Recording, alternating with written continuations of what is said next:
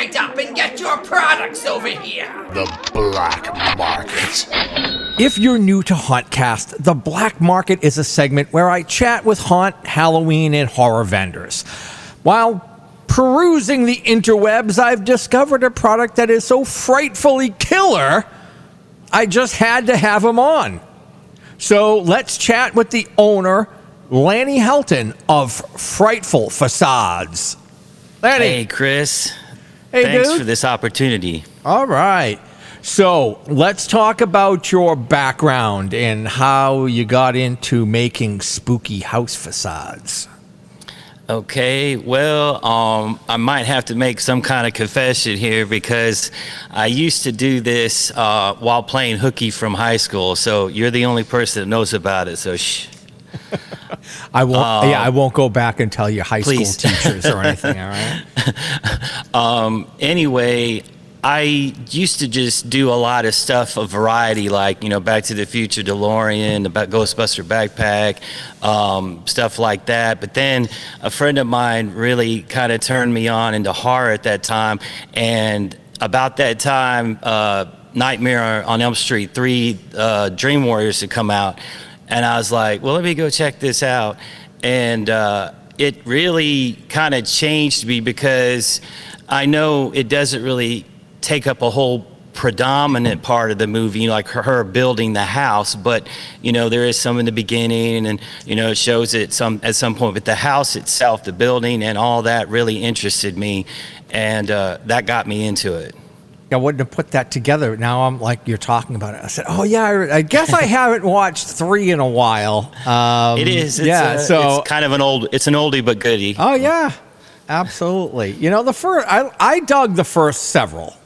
Yes. I think it's like Friday the 13th. I was the first 3 I liked, and then when it got into 4 or 5, I kind of lost interest a bit. I do that. I'm not a big, like certain franchises, I think just overstay their welcome. They're like I know that. I kind of could read your mind on that. Yes, I know exactly what you mean. They're that annoying uncle that doesn't know when to leave on Thanksgiving dinner. It's like, dude, what are you getting?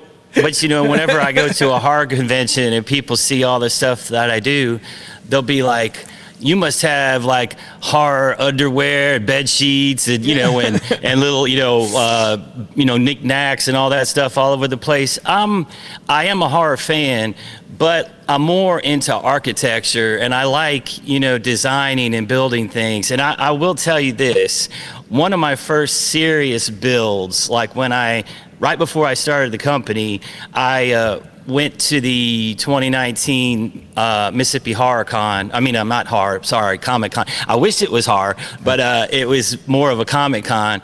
And I got kind of a taste there, and I'm kind of setting up something right now. I didn't just go there empty-handed. My son told me we need to kind of go there and come up with something to be on the stage or win something or whatever. And I was like, okay, well, let me think about this. And then in 6 months, I built a full-size out of cardboard, the power loader from Aliens. Really? Yeah, and he won first place. But I tell you what, it was like Dr. Jekyll and Mr. Hyde, because on one side, he was like, the news came up and talked to us, and he said, oh, this thing doesn't weigh that much. And then we get right up to the stage later on, 5 feet from the stage, and he says, I don't want to do this. And I go, please, don't. Now is not the time. Yeah. So we won. You can't back out now, kid. No. It's too late for that. I was about to take it off and just put it on me and start running around with it, but yeah. So that's cool. So you did a little. So that was kind of a little bit more cosplay-ish, I guess. Yes. Was that kind of some of the first tasting of starting to get into building? Get the business? Yeah, building and really things experience the whole convention. I didn't mean that. I'm sorry. But it was kind of like I was kind of feeding off you because I could feel the excitement, except for the very first year that I went back to the show. They put me between Pokemon and some kind of romance author. And I'm like thinking, this isn't really the Comic-Con really isn't that a best place to sell, for the most part, what I do. I mean, I had to go where the action is, where the where the ghoulies are. So I went to Spooky Empire, Days of the Dead, and those I need to get back to those places because they were really, the first time it was a shocker for me at Spooky Empire. I went and I had demo pieces and I was like, well, let's see what this looks like. You know, I just want to probably take some names and get some people interested. When when noon came around that day, the very first day I went there, the guy next to me, the vendor, I'm talking to somebody. I think I'm talking to Adam the Woo or somebody on the podcast, and he points over his shoulder, and I look, and there is like a sea of people just like standing in front of the booth that I was like, whoa.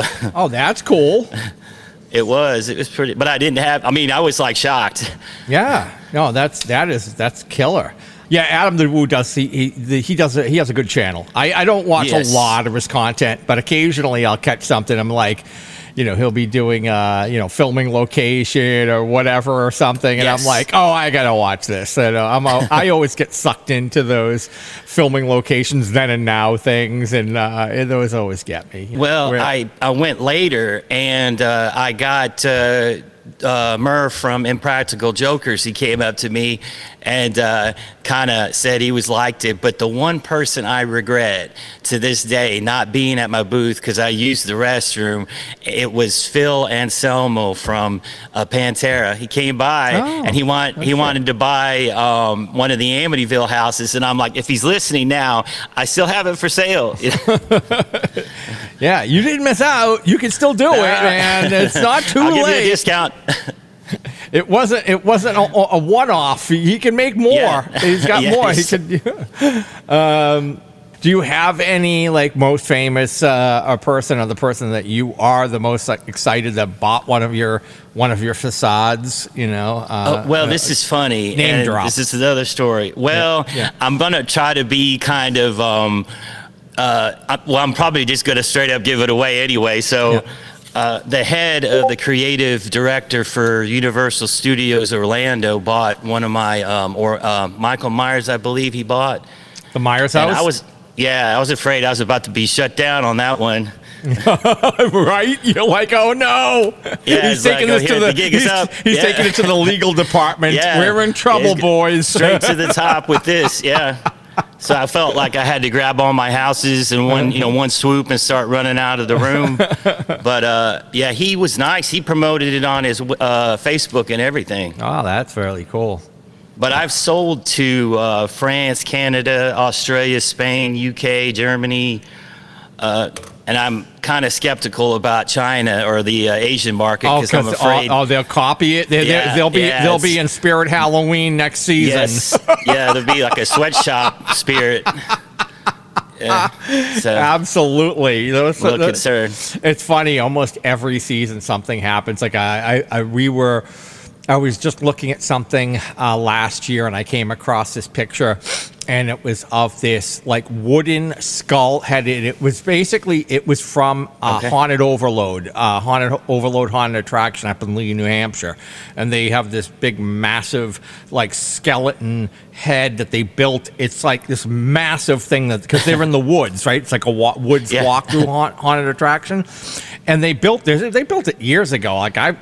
I've seen the thing around online. I see it all the time. And almost anytime you see a picture of Haunted Overload, it's in the background, right?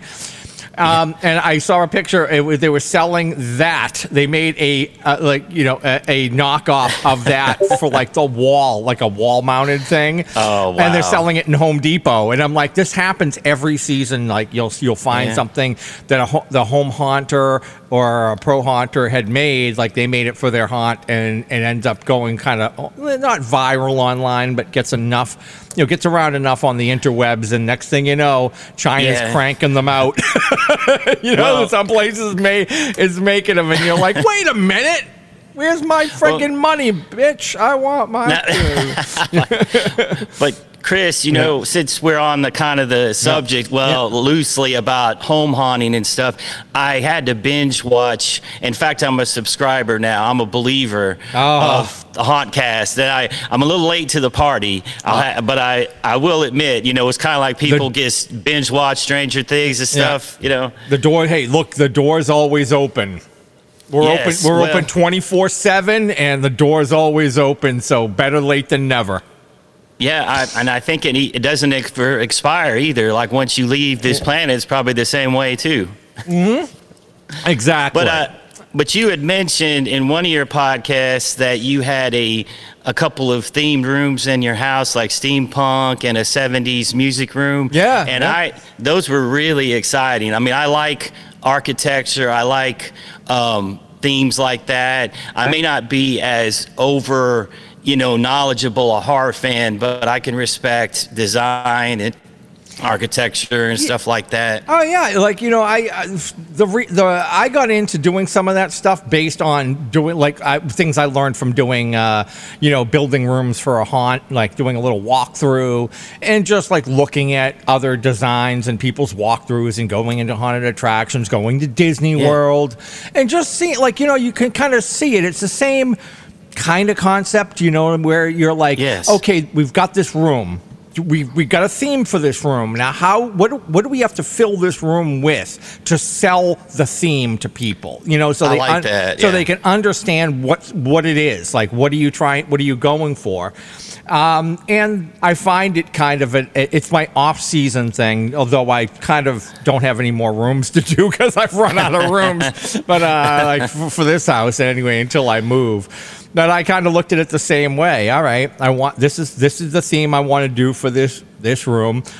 What do we have to put in this room to make it to sell the theme? So you start looking back at pictures of actual kitchens in the 50s, and saying, nice, hey, what was in there? The knobs. Yeah, the knobs are important. The handle. But sometimes the they got poles that are futuristic stuff going, the Jetsons kind of stuff. Oh, that is the shit that I absolutely freaking love. It's like it was the mid-century modern furniture and also I love all that mid-century modern stuff in the Googie architectural. Like if you're a fan of architecture, Googie design is absolute. I lose my shit, and it's so sad because over the years, a lot of places, some actually got some people stepped up and made sure it was historical. Like they saved certain restaurants, car washes, bowling alleys, and they protected them from being destroyed as historically significant. You know what I mean? And some places just haven't been able to make it to the test of time, and they've been destroyed. So I have a couple of great. If you're into Googie, if you like that kind of stuff, I picked up a book on Googie architecture, and it's like the Redux, the second version, and it's absolutely fantastic. You can just flip through it, and the designs are just outstanding. And it's so sad that in today's day and age, everything is just kind of bland. It's just kind of gray, white, boring, bland, no real design, nothing that stands out. Like if you look back in 50 years, you look back and go, what was 2020 a design? And be like, oh yeah, I don't know. What would define it? Pretty much nothing. 70s had a design, 60s had a design, the 50s had a design, by the time you get to 80s, but by the 90s and the aughts and whatever, it's just everything has become so bland. What was the early aughts design, housing design, architecture? Is there anything that stands out?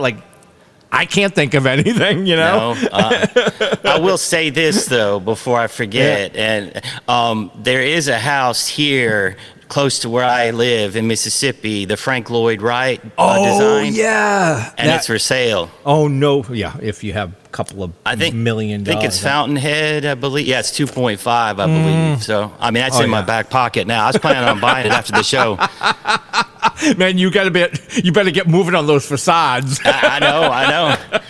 I mean, let me see, France, Canada. I haven't sold to Thailand. I got to look at some Malaysia. Yeah, you got to go into worldwide, baby. You got to get this thing cranking. By the way, Mars, Jupiter. Before we get too more off the rails, how about we focus back on your facade? Yes, I know. All right, we could go off on that. I know. Like, look, this is kind of funny. I don't think I've ever, in my over 15 plus or how many years I've been doing this podcast, I actually went to high school. I took drafting in high school and then took I did too. And I took architectural design or architectural engineering in college for 1 year, and then I just said, I can't do this. This is not for me, and I dropped out. But I always appreciate, great architecture, great design. And can I interject for a second? Yeah. When you came to that conclusion, you probably reached the same conclusion I did. First of all, I suck at math. And second of all, the pencil lines, like you had to have just precision. Like you couldn't make one larger than the other because then they'd say, well, that wall's going to look funky. CAD was just becoming a thing. Yeah, ours was too. Yeah, they just started. This was when I graduated high school, it was 87. 87. Oh, I was close right there. 86, 90. 87. They just started introducing CAD, so they brought a computer in, and everybody, like, I was just like, I can't start learning something else, there was a couple of kids who were smart enough to dive right on it, but I was just like, I didn't, I wasn't ready for that. I went to school and I looked at the syllabus, like what I would have, the classes I'd have to take when I was in college over the next 4 years, and it was physics 1, 2, 3, 4, 5. I'm like, I'm out. I'm out. It wasn't PE, study hall, nothing like that. Calc. Oh God, calculus. And I was like, no, I can't handle this. Anyway, back to the facades. How many different facades do you have? Well, at my son's constant advice, I've started adding all these other different houses that I don't really, traditionally associate initially with. Like, if you start delving into the mind of a horror fanatic, you're like, okay, you got to make sure you get this house, that house, and the other house. But then my son kept mentioning, you need to have this one, and those ones are starting to be more popular than my other ones. And it's like Stranger Things and Monster House, and let me see what else. I did this for my personal. I think I put it up yet. I may have hid it because I'm kind of afraid on some of them if somebody orders. It's like whenever haunt season comes, I've seen a meme where haunt owners are like, they're all like, biting their nails, and all the actors are like, woo, it's like recess. It's like, yeah, we get to do this another year. But like all the owners are kind of like, oh, here it comes again. We got to get ready. But whenever somebody like orders certain houses, I'm kind of like, okay, I like it. I like all my houses, but this one, on this day, I really don't want to do it. So, but it's the one I'm talking about is the Shawshank Prison. Okay. And the Ohio State Reformatory. That one is a beast. And then the other one, I think that would kind of be along those same lines is Psycho. And that one is, the only reason why that one is so much is, once again, it goes back to architecture. You have that New England, and it's got all the little dowel looking things on the ceiling, the porch and everything. And it's really intricate. Just because it is audio and I don't want to lose people completely, totally here. So the facades, in a nutshell, are like, what is the average size of a facade that you make? Okay, I'll kind of break it down real quick. Okay. There's two different ones. There's the handcrafted ones, and then I'm starting to get into resin 3D printing because that's my form of slave labor, try to mass produce, get them out there. But the resin ones, I can kind of size, the highest size I can get on those is probably about the width of an envelope for right now. Maybe a little bit more. Okay. But the handcrafted, I can go in it just depends, money talks at that point. Yeah. I've had people from like a paranormal channel, and it's not necessarily, and this is what I'm going to lead to too, because this will involve you here in a second, but a lot of the different other communities, like paranormal community, they'll come up to me. I had a guy say, we were doing an investigation at a house in Altoona, Iowa, and I just loved it so much, I wanted you to make it for me, so I did it. And it's out of my comfort zone, because I'm normally associated, if I could see it on TV, if I've seen it a number of times, I can do it. But this one was kind of weird, but it turned out good. But what I was trying to get at is, one of my main wishes, my wish a kid foundation type goal would be to get some haunter who has a really nice looking, like from the facade type, a haunted house that has that just a really good architectural type thing, and I could do stuff for their gift shops. Oh, okay. So make stuff that for their haunted attraction, based on their facade of their haunted house, like maybe their main house, and then you could put them in there and they could sell them to customers and whatnot. Yes. So that's pretty cool. So basically, in essence, I mean, it's not just there is a little bit of the wall and the roof. It's not just the front piece of the house. It does go back like several inches or so, correct? Yes. So if you see it from the side, you can get a little bit of the, you can see a little bit of it stick off out of the wall. There's lights in the backside, and people ask me at some of the conventions, they'll say, well, why can't you just do the whole thing? Well, I go, well, people aren't really that interested when they watch the movie of keeping track how many rugs are in the place, what the outlets look like, how many lampshades, what color are the shower drapes. I'm not into all that. Yeah. I mean, if you're a somewhat of a horror fan or even an expert, if you can see a picture, like a mug line of these famous houses, and if you can't tell what they are by looking at them, then I guess you're in the wrong business. Now, are these mainly designed to hang on the wall? Are they supposed to go on like a bookcase, a shelf? They can do either. I've thanks to resin, I can kind of modify the application. Okay, so basically you can put them on a bookshelf, yes. a mantle. You can hang them directly onto the wall. Correct. So all of that. And they also can be lit. They're lit from the inside, so you can plug them in. And they glow in the dark, which is really critical. I mean, people love glow in the dark. Yeah. So the facades are really cool. You have, what's your best-selling facade? I keep selling to the UK. I sold one Monday, the Michael Myers. This is the second time I've sold to them. Okay, but Michael Myers is a pretty hot selling. The Myers house. Mm-hmm. Why don't you just run through some of your best sellers, or you can go through your whole list if you want. Okay, the traditional, I'd say the ice cream version, like strawberry, chocolate, and vanilla. The ones that I have on tap most of the time is Amity, a Halloween, Nightmare on Elm Street, Evil Dead, Monster House, and Psycho is kind of there too, but not really as much. But most of those 4 or 5 ones when I first mentioned, those ones are pretty regular. Okay, let me ask you this, not horror per se, but spooky. Do you have the Munsters or the Addams Family in there? You do? Yes, I do. I don't have them listed, but I did do those. In fact, if you look at some of my YouTube channels that feature Frightful Facades, the interviews, they're in the background. And Butch Patrick from the Munsters came by and he pointed at the house at one of the conventions. He's like, "There's my house." So I have a picture of him doing that.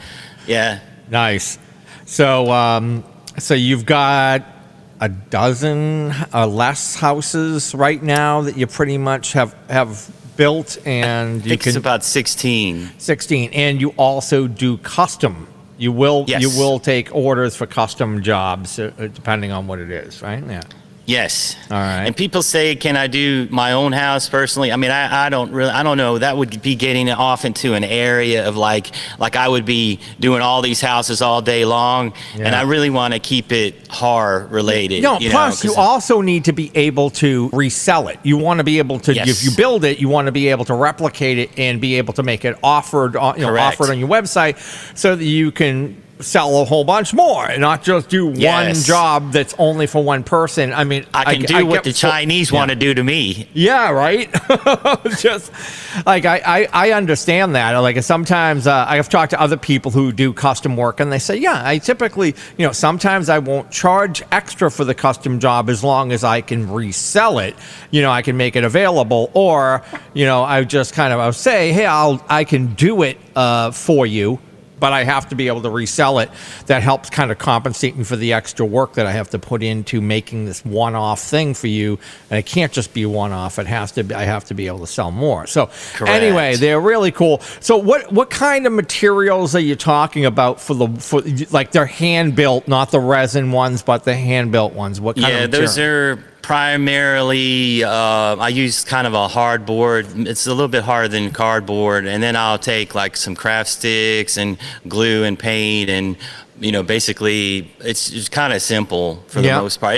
It's how you put them together, I guess. That's because the design takes up more time. I mean, as a draftsman too, and the design is probably the hardest part, and then the other part's building, but it's about 50-50.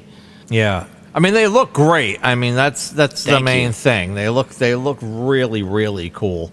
So there's a wide variety that you can choose from. Any other products that you offer outside of the house facades, the horror house facades? I'm trying right now to develop a product line that kind of hits different price points. Mm-hmm. I got like magnets. I have, in fact, I just sold even today a light switch cover, and those are starting to get popular too. And I also I'm getting these things, and it's going to be exclusive to your broadcast now because I'm in the process of developing it, and I haven't really prototyped it yet, but I'm doing some dioramas that involve Nika-sized figures, and it's I'm going to try to see if I can pull that off. Oh, cool. I bought a set of the Ben Cooper costume. Is it Nika or NECA? However you want to pronounce it. I tried to get away with saying it. However you want to say it. And NECA figures. Yes. And I have the first set that they did of the Ben Cooper costume ones that I just could not resist, and I dove right on and bought them. So you're talking about making something for the size of figures that you could. That would be cool. Like you could put them in the figures in front of the facades or what have you. That's now there cool. are people that do that on Etsy already that I noticed, but here's how I try to differentiate my business from most of the other stuff that you come across on Etsy. Having a background of drafting and design, and I'm also a former haunt promoter myself and producer, but I really feel like I really just beat myself up if the detail is not spot on. People get away with certain things. They're missing a chimney stack somewhere, or they don't have the mailbox on there or whatever, but I try to get as close and realistic as much as possible. So you try to make it as spot on, authentic to the original as possible. All right. Is there anything else we need to know about the facades that that we didn't cover already? They're really just something that it's like a labor of love for the horror community, and I just feel like I keep hearing people give me suggestions every once in a while, and it's nice because they're really truly interested in seeing these things, and whether or not they actually buy them or not, they take the time to tell me what it is that I would like to do or what they'd like to see that would help others, make a purchase. Okay, so promote your socials and where people can buy your product on the interwebs. I am currently selling on Etsy at frightfulfacades.etsy.com. I'm on YouTube, Facebook, Instagram, and then I'm also on one that you may not be familiar with. It's a horror community called Slasher. Yeah, I'm not, so I'll have to check that out. And then I got 2 shows coming up. Okay. One in Tennessee at the Horror Fest on October 25th, and then Memphis Monster Con on the 8th and 9th of November. Cool. All right, so you do a couple of shows. Yes. Everything's on Etsy. So if you want to go check out some killer horror house facades, go check out Frightful Facades. Go do it! Please like, subscribe, comment, give us a 5-star review, share with friends, and buy us a beer if you see us out in the wild. Follow us on Instagram at hauntcast.podcast for show updates as well as more pictures and video content. Also, like and follow our Hauntcast Facebook page. Listen to the entire back catalog of our audio podcasts, available on all podcast platforms, with over 550 segments now available. Until next time, stay scary.